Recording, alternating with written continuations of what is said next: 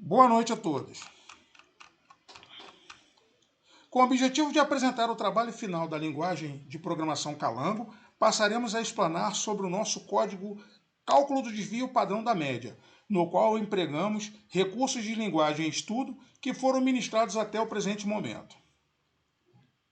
Então, tomadas as amostras do resultado de um experimento, nosso algoritmo se propõe então ao cálculo do desvio padrão da média, ou erro aleatório, como também é conhecida esta variação no valor dos dados coletados. O desvio padrão da média é calculado segundo a raiz quadrada do somatório dos quadrados das diferenças entre os valores medidos e o valor mais provável das amostras, média aritmética do valor das amostras, dividido pelo produto do número de amostras e o número de amostras menos 1.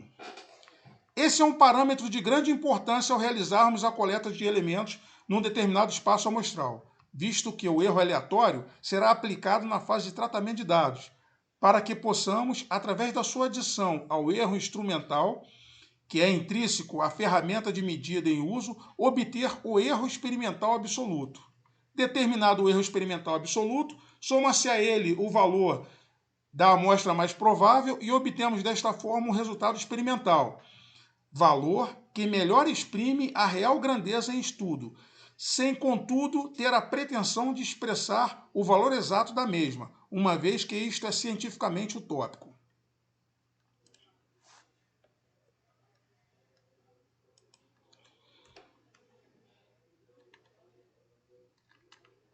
A síntese do código cálculo do desvio padrão da média é a seguinte: com o objetivo de calcular o desvio padrão da média dos valores amostrais tomados numa determinada pesquisa, utilizamos um valor de até 10 amostras e a partir deste realizamos uma série de operações matemáticas para gradualmente chegarmos ao valor desejado. As entradas são um vetor de valor real com 10 posições, que receberá os valores das amostras, ao qual chamamos de dados, e aqui representamos por dados colchete 10. Valor real do somatório, valor real da média de dados, valor real da diferença dos dados, valor real do quadrado da diferença, valor real da soma dos quadrados, valor real do radicando a ser operado e valor real do desvio padrão da média. Além desses, temos como entrada ainda o valor inteiro I para o contador, o valor inteiro N para o número de amostras, o valor inteiro válido. A saída será o valor do desvio padrão da média. Então, já no início do nosso programa, atribuímos o primeiro valor à variável N, a qual amarra a quantidade de amostras a ser trabalhada. Nosso contador está setado para uma variação de 1 até N ao passo de 1. Entramos no primeiro bloco de repetição, através do comando para. Efetuamos as condições de validação através da variável válido para que não haja conflito de entradas. Entramos então com os valores amostrais de cada posição do vetor dados. Disso, através do comando de repetição para, obtemos a soma dos valores de amostras, atribuído à variável soma dados, anteriormente inicializada com valor 0. Assim, a primeira parte do bloco é realizada, somando todos os valores introduzidos.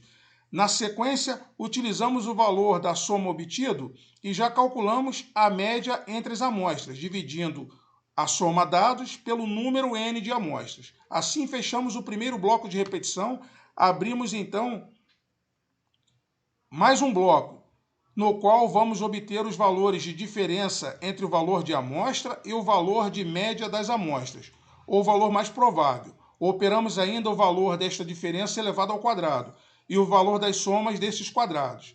E, no próximo bloco, já correndo para a finalização do nosso código, teremos determinado o valor do radicando, já por operação direta, na qual a soma dos quadrados das diferenças será o numerador da nossa fração a ser dividido pelo denominador, n vezes n menos 1.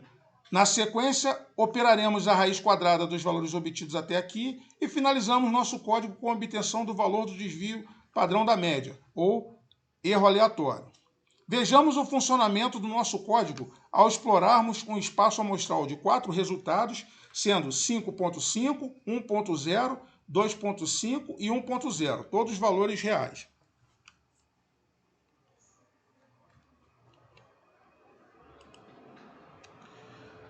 Atribuímos a n o valor 4. A partir daí, entramos com as nossas medidas. 5.5, 1.0, 2.5 e 1.0. Obtemos, então, a impressão na tela, relativa aos valores de soma dos dados, o valor de média dos dados, a diferença dos dados, o quadrado da diferença dos dados, a soma dos quadrados, o radicando e o desvio padrão da média, que é o nosso último dado impresso. Eu fiz questão de manter todas as etapas dos cálculos para que seja mais fácil a verificação e a confirmação dos dados apresentados.